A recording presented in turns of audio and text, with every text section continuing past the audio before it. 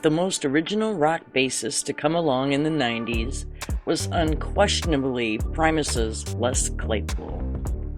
With his oddball sense of humor and funky playing, Claypool took his varied musical influences and created an invigorating and completely inventive style. The Les Claypool story begins on September 29, 1963, when he was born in Richmond, California. As a teenager, he met fellow student Kirk Hammett, yes, that Kirk Hammett, who turned him on to such rock acts as Jimi Hendrix, Cream, and Led Zeppelin. And it was around this time that Les took up the bass, influenced by the likes of Rush's Geddy Lee, Yes's Chris Squire, and Paul McCartney. Although Hammett asked Claypool to join a band he was in, he opted for another group in his high school, progressive metalists Blind Illusion, while broadening his musical horizons by playing in jazz and swing bands. Upon discovering such fusion and funk bass greats as Stanley Clarke and Larry Graham around this time, Claypool began incorporating slapping into his playing technique. After graduation, Les played in a local cover band, Tommy Crank Band, which specialized in blues, R&B, funk, and mainstream rock hits. Playing several sets a night almost every night of the week, he sharpened up his improv skills, and after a short while, there wasn't a musical style that he couldn't pull off convincingly. It was while with Tommy Crank that Claypool bought his first Carl Thompson piccolo bass after seeing Stanley Clarke play one, an instrument that would become his trademark. It was around this time that Claypool began demoing his original compositions, which would become the impetus for Primus. Originally called Primate, Primus consisted of guitarist Todd Huth and drummer Jay Lane, in addition to Claypool, who also contributed vocals in a strange sing-speak style, almost akin to a narrator, in addition to bass.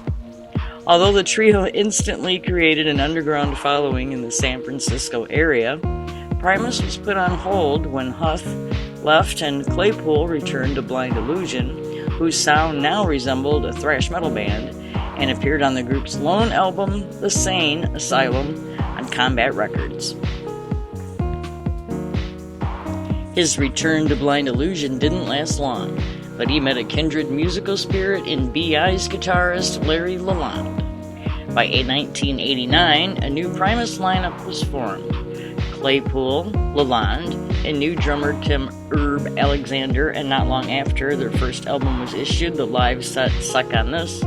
The album caused such a buzz with college radio that the independent label Caroline signed the group, resulting in the reissue of their debut and their sophomore effort, 1990's Frizzle Fry.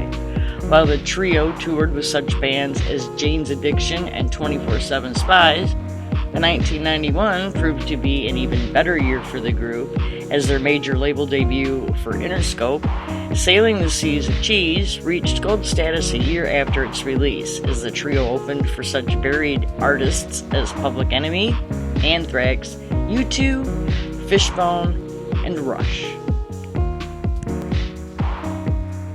Primus scored a surprise top 10 hit with 1993's Pork Soda, and subsequent headlining spot on that year's Lollapalooza Festival Tour, solidifying the band's status as Quirk Rock's undisputed kings as more hit releases followed throughout the decade and new millennium. Tales from the Punch Bowl, the Brown Album, Rhinoplasty, and Antipop, as well as the theme song to TV's South Park. Claypool also tried his hand at directing the band's videos. And in addition to his Primus duties, Claypool has always had time for side projects.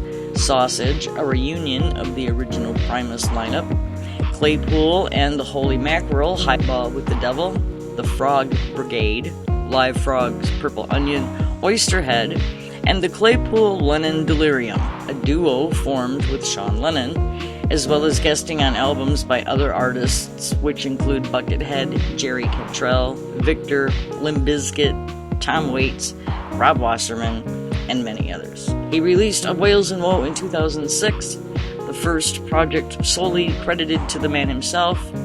In 2012, Claypool teamed up with guitarist Brian Keogh to form Les Claypool's Duo de Twang, with the pair releasing an album of twangified originals and covers, 4 Foot Shack, which was released in 2014. Thank you for watching.